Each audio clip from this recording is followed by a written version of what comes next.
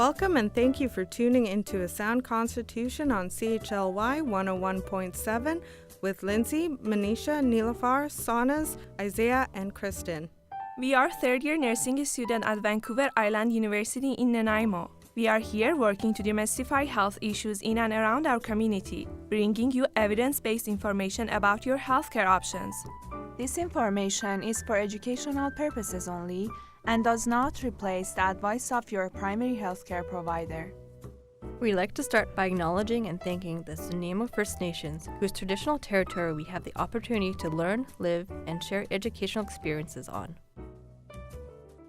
Hello and welcome to The New Tradition is Good Nutrition. Today myself, Lindsay, Nilafar, and Sanas will be guiding you through the New Canada Food Guide and looking at starting up good nutrition early. We also have a special guest interview with registered dietitian Patricia Chewy, who has been providing nutrition advice for over 25 years. So let's jump right in and take a bite out of the show, shall we? To get us started off, let's take a listen to what you have to say about nutrition in Your Opinion Matters. Hey you! Who, me? Yeah, you! We want to hear what you have to say, because... Your opinion matters! Hi there. My question to you is, what does a healthy diet look for you? Have you heard of the New Canada Food Guide?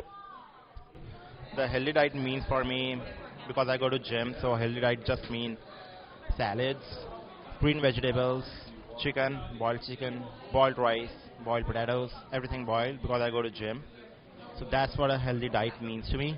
And for my friends, what's a healthy diet? Oh, I'm sorry, but I eat everything. So, even if I eat unhealthy, I just work out more. So there's nothing unhealthy for me. So I'm sorry. All right, thank you so much. I have heard of it. I haven't looked at it though yet.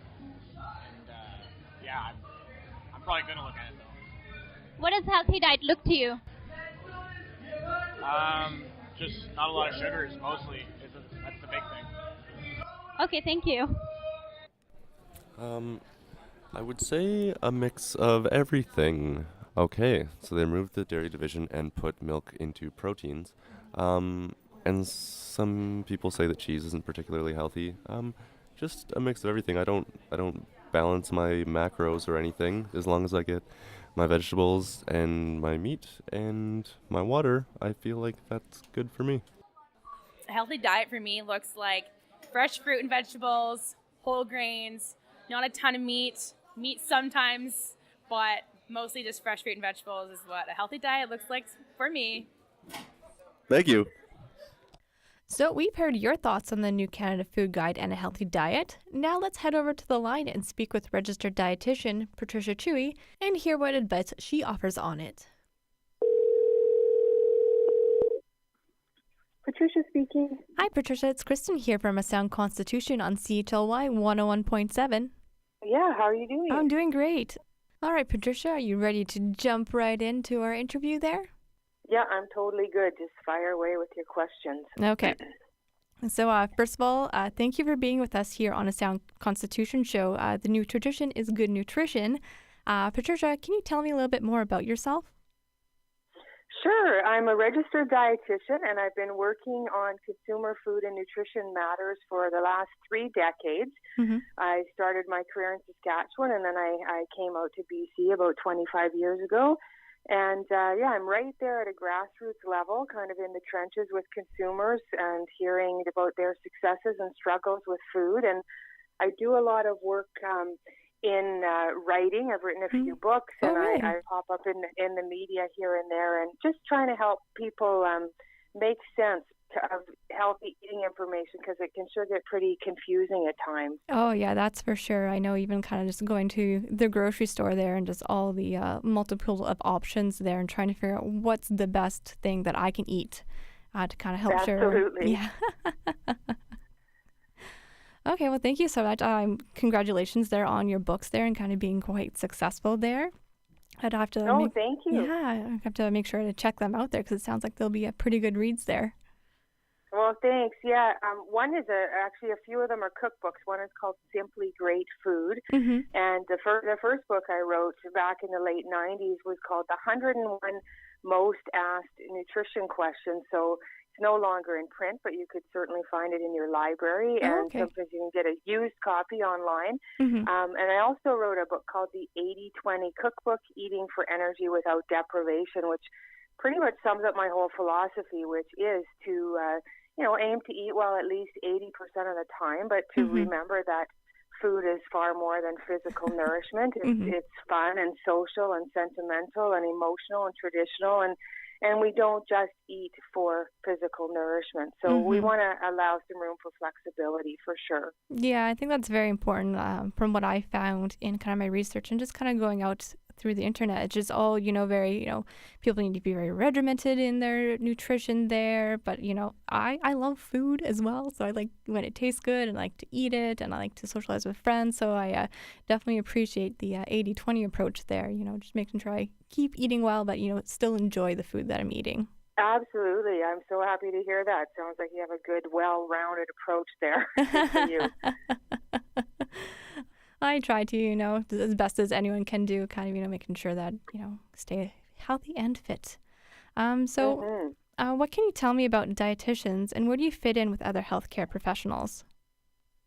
Sure. Well, dietitians are many and varied and work in all sorts of settings traditionally, dietitians were employed in hospitals. So if somebody's in the hospital for a kidney transplant or because they've had heart health issues or they have an eating disorder or extreme allergies, those are just a few of many examples in the hospital where you would see a dietitian.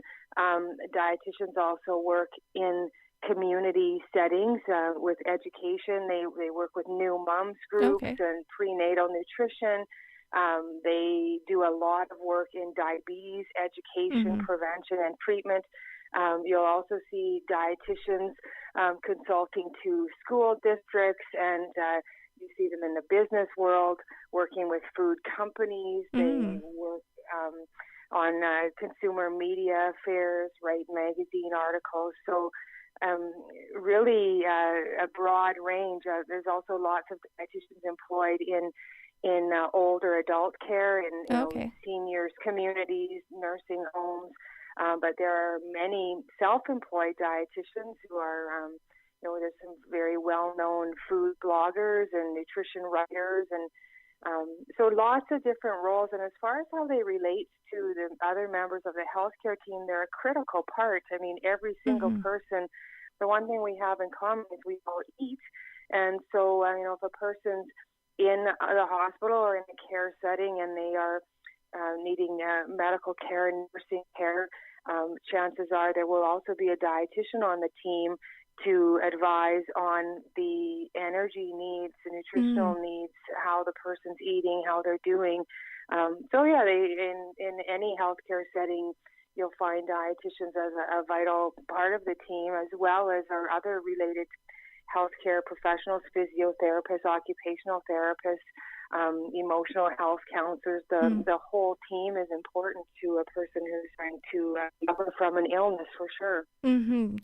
Yeah, I think that's one of the big things that I have taken away kind of with my time in the nursing program and kind of, going into kind of my practice placements there. Just, the amount of different healthcare professionals that I don't even know if some people are aware of that are involved in their care, and just kind of, how many different people need to be involved that kind of look at different aspects of the human body, because it's quite complex. You can't just have, you do have your healthcare professional kind of help with your overall health, but, as all those specialties kind of help with, your movement or your nutrition and energy, such as dietitians there. So it's an amazing experience just to be able to kind of interact and be with other professionals there. So thank you.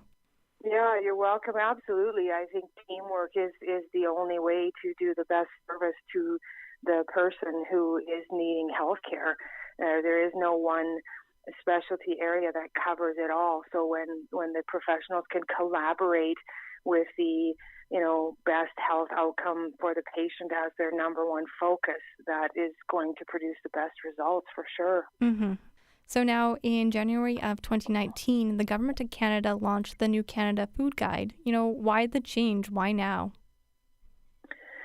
The first food guide was released back in 1942 to help ensure that Canadians meet their nutritional needs given the wartime rations of that day. Oh, really? And the food guide has evolved from there, and it's evolved with the science and the research as we've learned more about what influences our health positively or negatively. Changes have been made to the food guide, and it's also evolved with the times in terms of where we're as a society, what we have access to in terms of food in our country, and consumer eating habits. There were some years where the food industry had some influence on the food guide as well. However, the good news for this latest food guide released in January 2019 is that they did not allow any commercial interest or food industry involvement in the food guide, which is how it should be. Without that, so the food guide, I heard somebody say, well, why should I trust the food guide if it was wrong before? How do I know it's right now? And it's not that it's ever been wrong. It has reflected, as I said, the science and research base and knowledge base of the times. And so every decade or so, we've seen a slightly new version. But if a person were to take a good look back at all those previous food guides, they all have had in common an emphasis on vegetables and fruits as well as grain products. So I think today we just have a food guide that is very nicely reflective of the current times. And we also live in a very visual world, Instagram and social media. And so today's food guide, just visually with the photographs of healthy, bright, delicious looking food, kind of reflect where we're at versus the drawings that we've seen on the food guides in the past. Yeah, like the rainbow of the past there. I looked at the food guide as well, and kind of the nice plate. I'm just like, that looks delicious. I know I kind of want that in front of me right now, so I can start eating that. Yeah, and what people need to know is that the food guide in its current version, it's designed to show us ultimately proportionally what should be on our plate. So in most meals, we want half our plate to be coming from fruits or vegetables, and then on the other half, we want a portion of a whole grain food, whether it's brown rice or quinoa or whole wheat bread or other quality whole grains, and then we also want about a quarter of our plate as a quality protein food, and with particular emphasis on plant-based protein. But that doesn't mean we have to, get 100% away from animal protein. But the emphasis is definitely on vegetables and fruits. But as the plate diagram of the food guide illustrates, it's not saying we want 100% of our plate to be vegetables, for example. We want that balance, because when we have those proportions on the plate we're sitting down to eat, looking similar to the food guide, we know that we're going to get a good balance of protein, carbohydrates, and quality fats. And I also want to say that not every single food that we should eat is reflected in the food guide. It's an example for illustrative purposes only. So if you look at the vegetables and fruits, for example, you don't see watermelon or cantaloupe or citrus fruits even. And the food guide really reflects graphically the fruits and vegetables available in Canada readily at most times of the year. So people don't need to feel like, oh, well, I didn't see this particular honeydew melon on the food guide, so therefore I shouldn't eat it. It's an example only. And I want to say here that since the beginning, the food guide has always been a general population guideline. So it's never been intended to be individually customized specific advice. So for example, if you are maybe you're moving towards being a fully vegan person in your eating style, and maybe combined with that, you also have a allergy to gluten or dairy or something. Those situations, is very important to still talk to a registered dietitian and get some good individual customized advice. So again, remember the food guide is a general population guideline. Mm-hmm. I think that answers the question of, what areas that are not mentioned that people should consider when looking at the food guide, that it is a general guideline, is not the be all to end all, but it's kind of follow the basic principles, just making sure you have enough fruits and vegetables, that you have, quarter for grains, quarter for proteins, coming from nuts as well, nuts, beans, and kind of some animal protein as well. Yeah, exactly. Okay. So kind of as this is a general guideline, what or how would you recommend a person or family to start incorporating kind of the new food guide into their lifestyle? What do you think the biggest challenge that people may face? Well, I think, two big things Canadians can do. First of all, cook more meals at home, period. Because that way you have control over what you're eating. You're going to automatically eat less sodium and sugar than you would if you were relying on takeout or eating out all the time. And not to say we should never eat out, but most of the time we want to be cooking at home. And secondly, we absolutely want to be emphasizing plant foods. So how families can use this when they're putting their meals together, be thinking about, again, those proportions. And we're not talking about specific portions per se that we would measure. So let's say a family makes a vegetable stir fry and they're going to serve it with some whole grain or brown rice. And then for protein in there, they're going to have some tofu or some chicken or some prawns. Your plate is not going to be set up like the food guide diagram where you're going to separate all the vegetables onto half the plate. But basically, it's the gist. Like if you're looking at that meal proportionally, you want the largest amount of it to be the vegetables. So, I feel that many of us do try to eat healthy and make good decisions for our bodies and health. What are common food and eating habits that can hinder us that we may not even be aware of?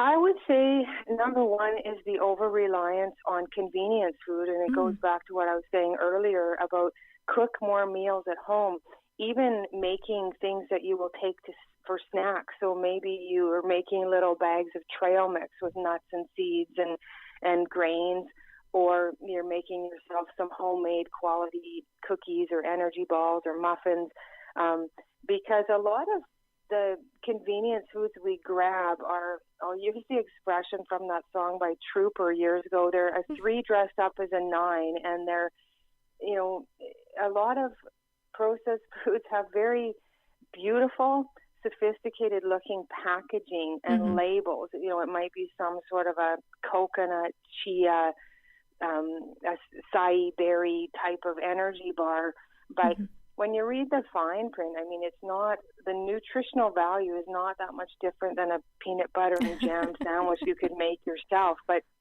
it might be $5-6 for one energy bar, and you could have made your own oatmeal raisin cookie. So not to say that there aren't outstanding, commercial energy bars out there, but there's a lot of noise, if you will, in terms of things that look good that aren't great for you. So I think people really need to be critical of the convenience items they're grabbing on the run. And I've honed in on the energy bar category because it's expanded so much, but the same applies to drive-throughs and beverages people are grabbing on the run. Portion control with those is a major area to hone in on because the amounts are just out of control.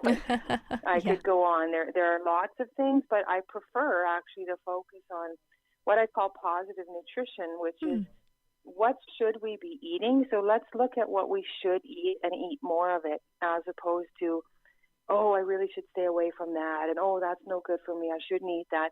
Put your focus on what you need, because once your needs are met, your cravings and your desire for the wrong foods kind of is reduced. That's some really good advice, and I think that a lot of the time in the media, it's always, don't eat this, but kind of going on with your philosophy there in your 80-20 to enjoy food, to look at the positives and see kind of, it can be just kind of small changes and just being aware of the energy bar that you're buying, or maybe just being more aware when you are purchasing food for when you're trying to, start your own homemade meals there, and just, take those positives as wins. It's not, food should be enjoyable, not all like, don't eat this, don't eat this, don't eat this. Oh, exactly. I mean, life can be difficult enough without making the eating part so difficult. I mean, most of us need to eat something 5 to 6 times a day. Mm-hmm. And yeah, like you're saying, it absolutely should be a pleasurable, enjoyable experience. I think the number one, well, we know from the research, the number one factor influencing our food choices is taste. So if it doesn't taste good, we're not going to eat it, no matter how nutritious it is. Yeah, and as long as it's appealing too, because sometimes you have like those very nutritious meals, but they just kind of look like mush, and you're just like, nah, does it even look like you want to eat that though? I know, and to your point there, we eat with our eyes too. I mean, eating, and one of the other things about the new food guide is that is so fantastic. It actually talks about cooking more at home. It talks about sitting down and eating with other people, and really, if you dig into the background documents available on the Health Canada website, there's all sorts of really neat resources and background information on concepts like eating together and why that's important to truly nourish us beyond just the physical nutrients from the food itself, and enjoying the meal visually and emotionally and mouthfeel wise and everything else. So we are very fortunate here in Canada that we have such a culturally diverse population here. But how would one go about incorporating the new food guide to kind of more traditional diets, such as those shared by our Indigenous people of Canada and, other kind of culturally diverse citizens there? Well, I think the new food guide is great because regardless of your cultural background, again, remember, it's an example of how we should be putting our plate together proportionally. So based on the vegetables and fruits in any given culture, the ones any particular group wants to emphasize, those should still be making up half the plate. And the same applies for their choices in terms of the proteins and the whole grain. So, if we're talking about a group of people who use a lot of quinoa or amaranth or ancient grains, that still works. Or if we're talking about a group of people who like to emphasize wild game meats and fish they've caught in their local community, that still fits. And Health Canada, in launching the food guide in January, has also announced that this is the first of a couple more phases of the launch, and on their website they provide some background information in terms of what Canadians can expect to see in terms of additional documents for Indigenous people and other cultural groups. So I think that's very positive. And I don't think people need to panic if they're looking at the food guide and not necessarily seeing the favorite food from their culture. I mean, my own background, I grew up in Canada, but I have Ukrainian ancestry. So when I look at the food guide, I don't see cabbage rolls and pierogies and borscht, but those are nutritious foods, and I can still count them as vegetables and grains. Okay. We are going to take a quick break from our interview and listen to Tegan and Sarah's I'm Not Your Hero from their album Heartthrob. After the break, we will be continuing on with our interview with Patricia Chewy, so stay tuned here on CHLY 101.7 FM.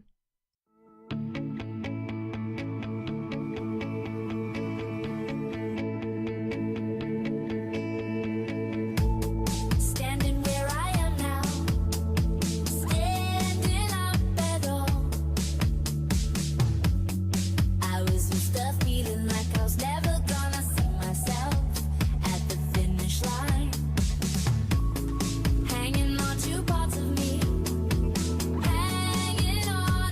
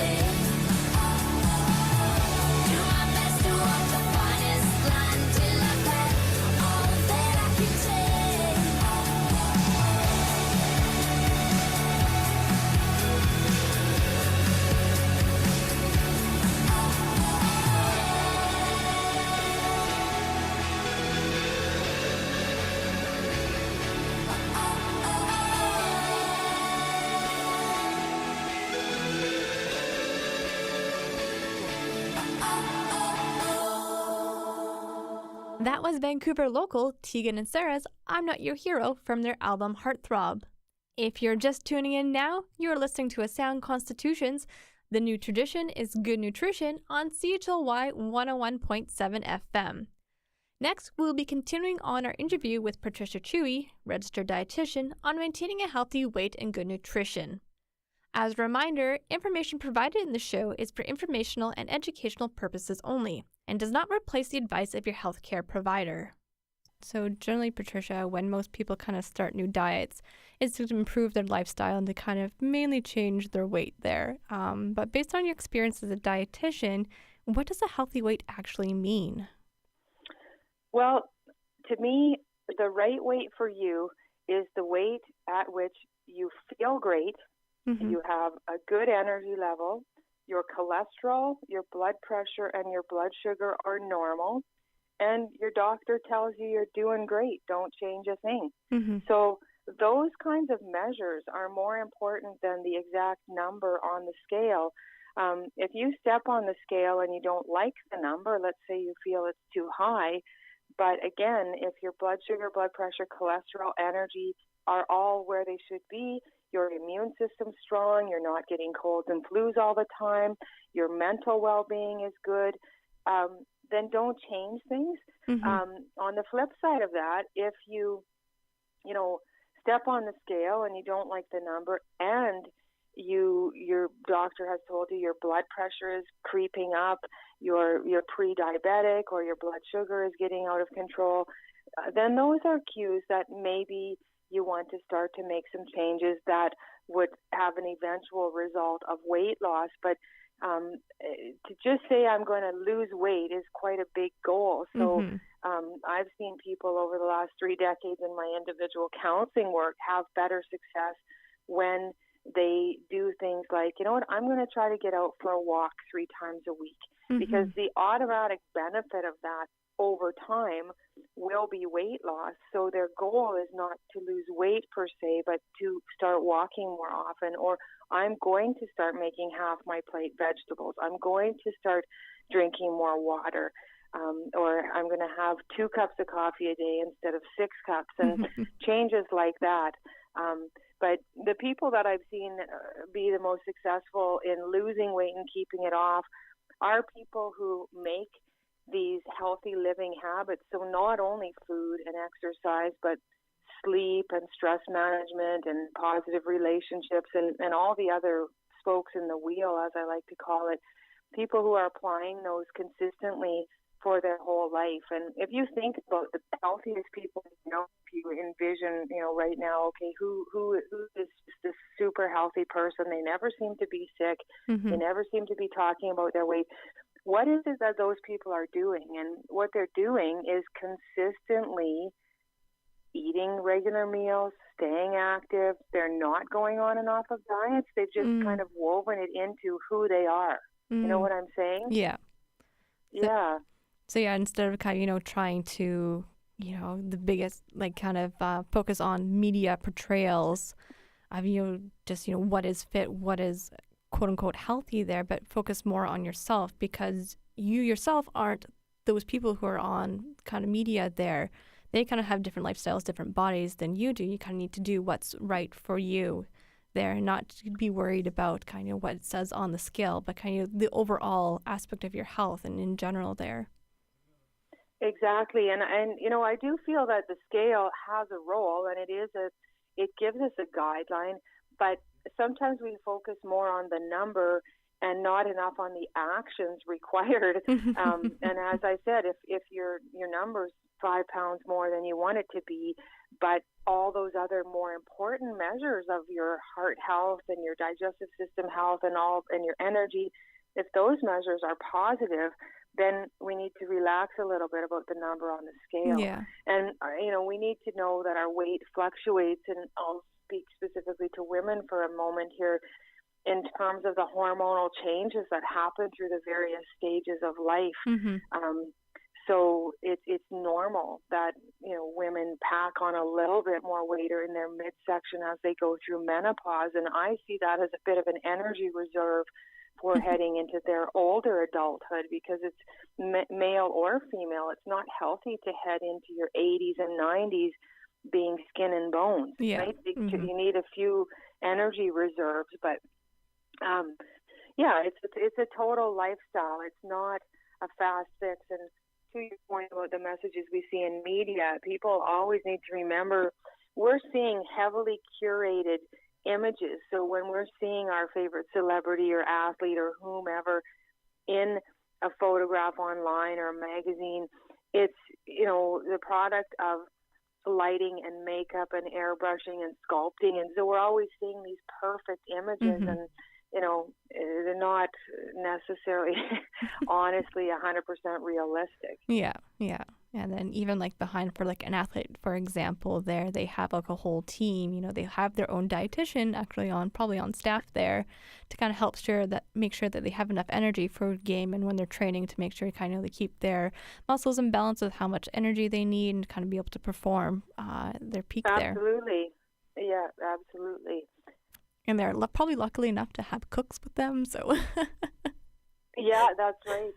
I think we would all be the picture of health if we were able to have our own, individual person buying our groceries, stocking our fridge, cooking our meals, handing us our snacks and our water at regular intervals while we're at our desk or at our job. And then we'd have our personal trainer taking us for our walks and on and on and on.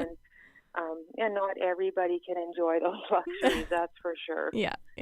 But just be able to kind of then take that on yourself. And I feel that a lot of the messages out there right now just don't focus on that. You need to be kind to yourself there, It's not, there's no fault with you, congratulations, first of all, recognizing that there's something that you want to change, and then just kind of take those small steps to kind of work towards changing that and kind of celebrate those small successes there.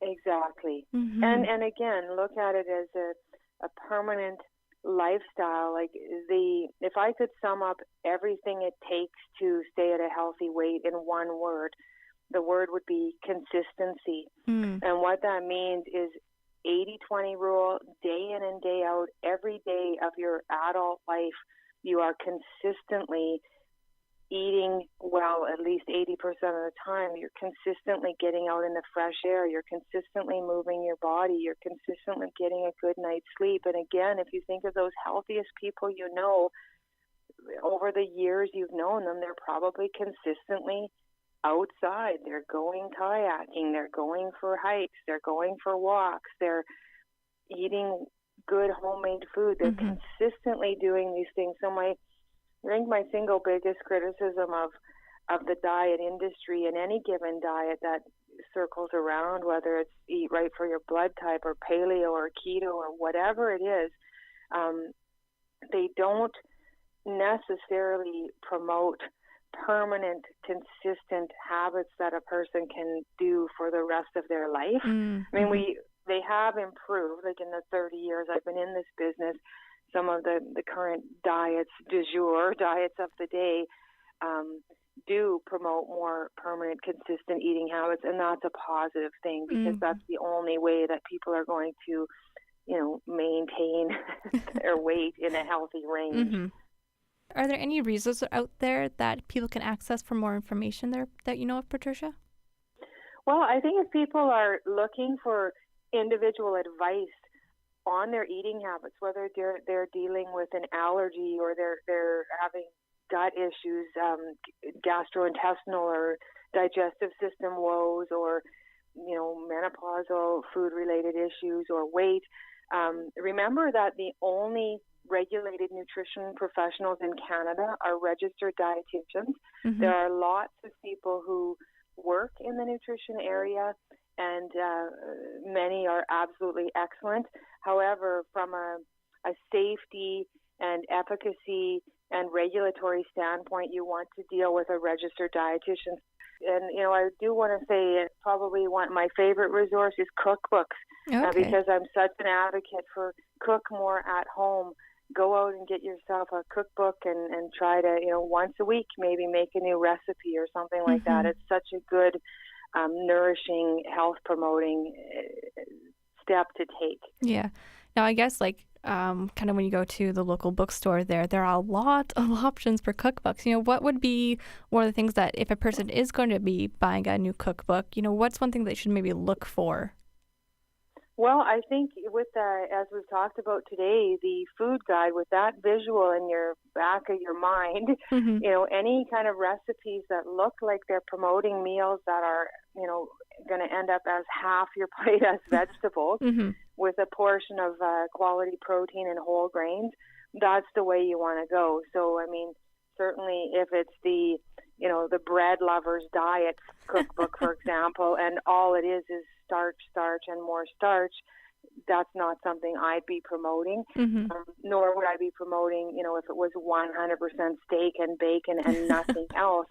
So certainly the vegetable message. And, I would recommend people, online is an absolute endless resource for recipes as well as your local library. So if you don't want to just buy a cookbook and then try one recipe and never use it again, check out your local library. They have some awesome free resources. Okay, well, thank you so much for all that information.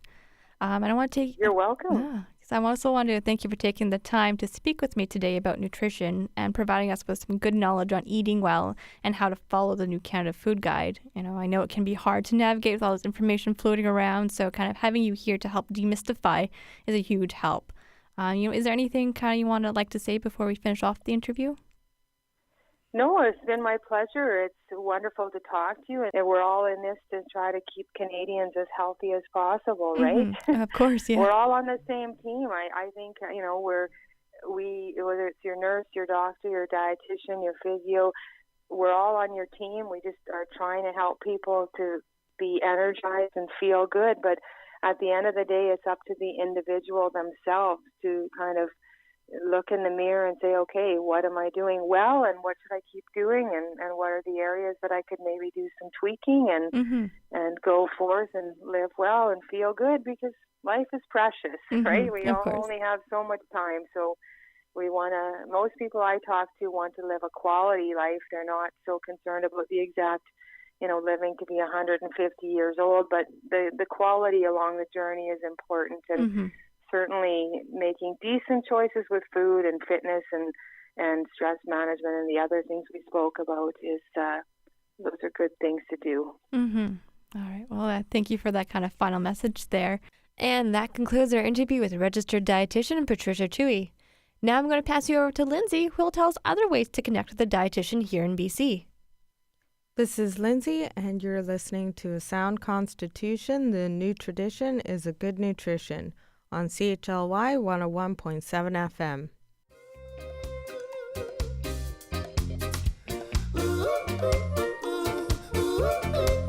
And now for some good news. Boy, do I have some good news for you. If you have questions about your diet, HealthLink BC has dietitian services you can access for free right from your own home. HealthLink BC's registered dietitians offer telephone, email, and web-based food and nutrition services to support the needs of BC residents and health professionals. You can use this service Monday to Friday from 9 a.m. till 5 p.m. Pacific Time by emailing a dietitian through healthlinkbc.ca or calling 811. You can also find more nutrition, diet, and food information on healthlinkbc.ca under the Healthy Eating tab. HealthLink BC has many programs and services to help residents of British Columbia make healthy eating and nutrition choices.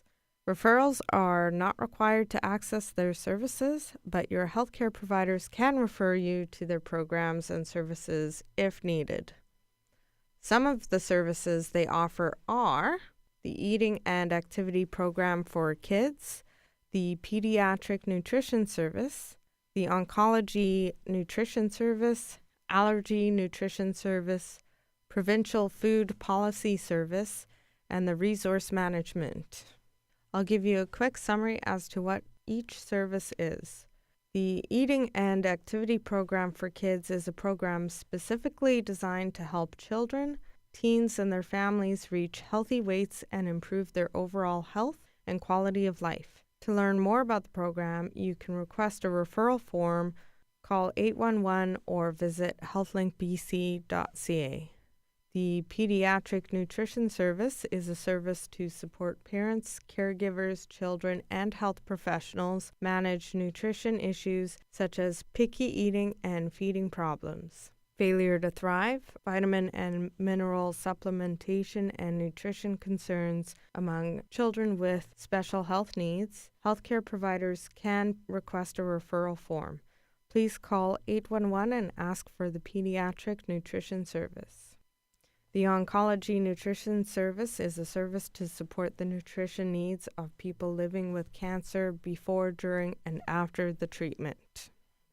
The Allergy Nutrition Service is a service to support the nutrition needs of infants, children, and adults with food allergies.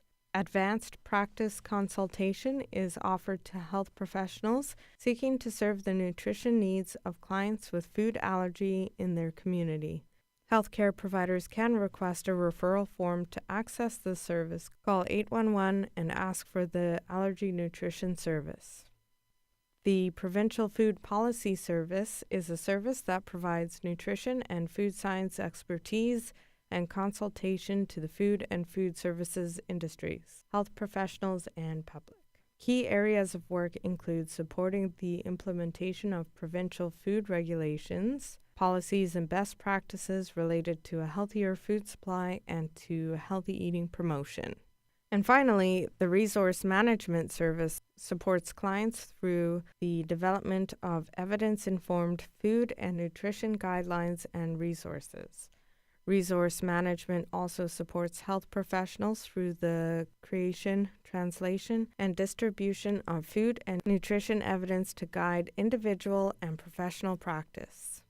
Again, you're listening to A Sound Constitution. The new tradition is a good nutrition on CHLY 101.7 FM.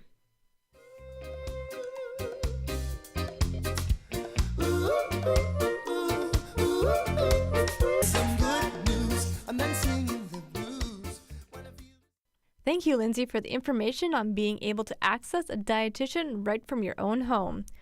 If you're just tuning in now, you're listening to A Sound Constitutions. The new tradition is Good Nutrition on CHLY 101.7 FM. We will be finishing off our show by hearing from Nilüfer and Sanaz on starting up nutrition young and in the school system and talking about binge eating as well. They have some exciting things to talk about, so take it away, Nilüfer and Sanaz. Hello, CHLY listeners. This is Nilüfer, and here I'm going to talk about healthy school environment. A healthy school environment is one that supports the wellness of all its members, including teachers, students, administrators, parents, and community partners, and continuously strengthen its capacity as a healthy setting for living, learning, and working.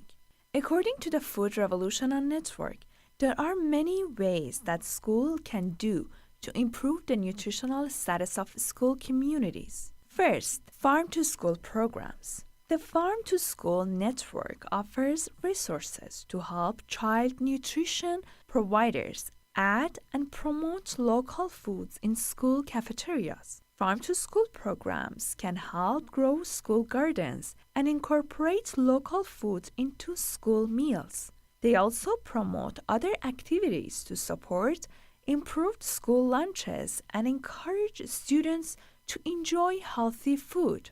Number 2, increase in school gardens. Third one is adding more salad bars to schools. Salad bars give students variety of choices, and research shows that incorporating salad bars into school lunches increases children's consumption of fresh fruits and vegetables. Fourth one is eliminating processed food and unhealthy ingredients. Processed food includes all hydrogenated and partially hydrogenated oils, high fructose corn syrup, refined sugars and refined flour, and chemicals, dyes, additives, and nitrates. And finally, most importantly, educating the kids about food. Kids are curious, and teaching them about nutrition can explain why healthy meals and snacks are important. Teaching students about my plate and the benefits of each food group can help promote healthy eating from a young age. Here is a TED Talk by Jamie Oliver, who is sharing powerful stories from his anti-obesity projects. Jamie Oliver is transforming the way we feed ourselves and our children. 4 Americans that are alive will be dead through the food that they eat. My name's Jamie Oliver. I'm not a doctor. I'm a chef. I don't have expensive equipment or medicine. I use information, education. I profoundly believe that the power of food has a primal place in our homes that binds us to the best bits of life. You see, the thing is, obesity and diet-related disease doesn't just hurt the people that have it, it's all of their friends, families, brothers, sisters. This is preventable disease. Home. The biggest problem with the home is that used to be the heart of passing on food culture, what made our society. That ain't happening anymore. And you know what, as we go to work and as life changes and as life always evolves, we kind of have to look at it holistically, step back for a moment and readdress the balance. It ain't happening, hasn't happened for 30 years, okay? Let's get on schools, something that I'm fairly much a specialist in. Okay, school. So what is school? Who invented it? What's the purpose of school? School was always invented to arm us with the tools to make us creative, be able to do wonderful things, make us earn a living, etc., etc., etc. You know, it's been kind of in this sort of tight box for a long, long time, okay? But we haven't really evolved it to deal with the health catastrophes of America, okay? School food is something that most kids, 31 million a day actually, have twice a day, more than often, breakfast and lunch, 180 days of the year. So you could say that school food is quite important, really, judging the circumstances. Before I crack into my rant, which I'm sure you're waiting for,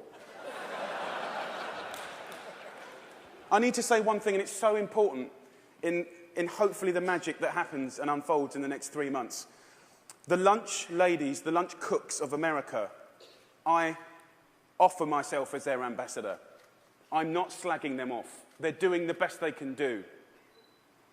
They're doing their best. But they're doing what they're told, and what they're being told to do is wrong. The system is highly run by accountants. There's not enough or any food knowledgeable people in the business. There's a problem. If you're not a food expert and you've got tight budgets and it's getting tighter, then you can't be creative. You can't duck and dive and write different things around things. If you're an accountant and a box ticker, the only thing you can do in these circumstances is buy cheaper shit. Now, the reality is the food that your kids get every day is fast food. It's highly processed. There's not enough fresh food in there at all. You know, the amount of additives, E-numbers, ingredients you wouldn't believe. There's not enough veggies at all. French fries are considered a vegetable. Pizza for breakfast. They don't even get given crockery. Knives and forks, no, they're too dangerous. There's scissors in the classroom, but knives and forks, no. And the way I look at it is if you don't have knives and forks in your school, you're purely endorsing, from a state level, fast food, because it's handheld. And yes, by the way, it is fast food. It's sloppy joes, it's burgers, it's wieners, it's pizzas, it's all of that stuff. Obviously, in schools, we owe it to them to make sure those 180 days of the year, from that little precious age of 4 to 18, 20, 24, whatever, they need to be cooked proper, fresh food from local girls on site, okay? There needs to be a new standard of fresh, proper food for your children. Yeah? Under the circumstances, it's profoundly important that every single American child leaves school knowing how to cook 10 recipes that will save their life. Around America, if we just look back now, there's plenty of wonderful things going on. There's plenty of beautiful things going on. There are angels around America doing great things in schools, farm-to-school setups, garden setups, education. There are amazing people doing this already. The problem is they all want to roll out what they're doing to the next school and the next, but there's no cash. We need to recognize the experts and the angels quickly, identify them, and allow them to easily find the resource to keep rolling out what they're already doing and doing well.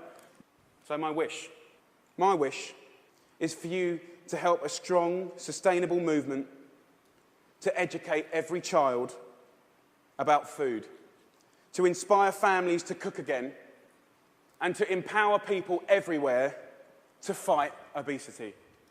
That was a TED Talk called Teach Every Child About Food by Jamie Oliver. Now let's hear from Sanaz, who will give us some valuable information about the impacts of eating disorders.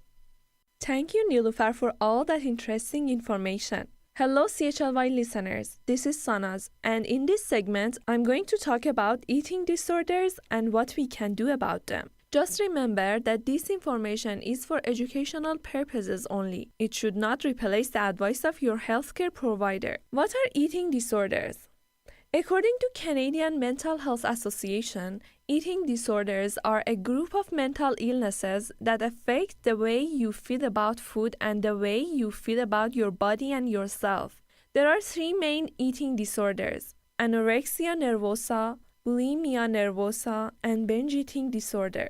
While these are all called eating disorders, it is important to remember that these disorders are about much more than food. They are also about how you feel about yourself, how you cope with your feelings, and other deeper factors.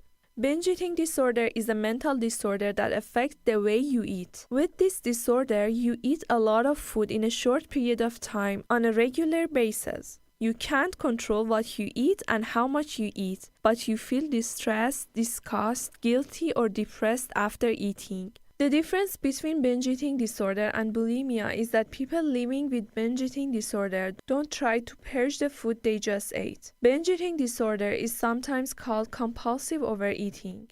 Now, what we can do about it? It's very important to get help for an eating disorder because binging, purging, and severely limiting how much food you eat can cause a lot of serious health problems.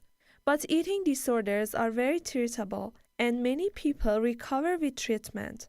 Treatment for an eating disorder often includes support from a few different professionals. Regular medical checkups are also important to treat physical health problems.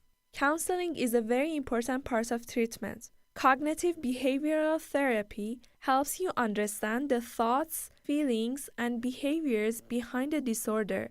Interpersonal therapy focuses on your relationships with other people. Family therapy can help the entire family understand the disorder. A nutritionist can help you learn about food and help you create healthy meal plans. Support groups for yourself or your loved ones can help you see that you aren't alone. You can learn new ways of coping and find support from others. If you weigh too little or you start to develop serious health problems, you may need to be treated in the hospital.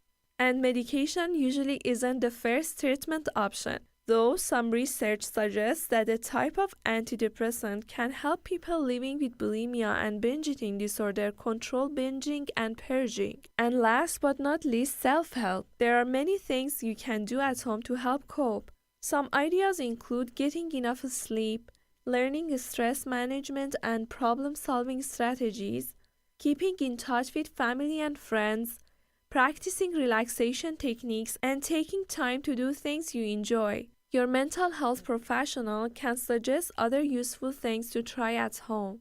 Thank you for listening to this segment in A Sound Constitution on CHLY 101.7 FM. Well, that concludes our show, and I want to thank Lindsay, Nilufar, and Sanaz for hosting the new tradition is Good Nutrition with me here on A Sound Constitution on CHLY 101.7 FM. I'd like to give a special thank you to Patricia Chewy for being a part of our show and providing wonderful advice on nutrition. If you have any questions or concerns on the information provided on the show related to your health, be sure to talk to your healthcare provider. Until next week, thank you for tuning in. As we come to the end of the episode, we encourage you to reach out to your healthcare practitioner and other health professionals for more information. We hope you enjoyed today's episode, and as always, check out our Facebook page for resources from today's show. If there is anything you would like to hear us talk about, let us know by email at asoundconstitution@gmail.com. Thank you for listening to A Sound Constitution on CHLY 101.7 FM.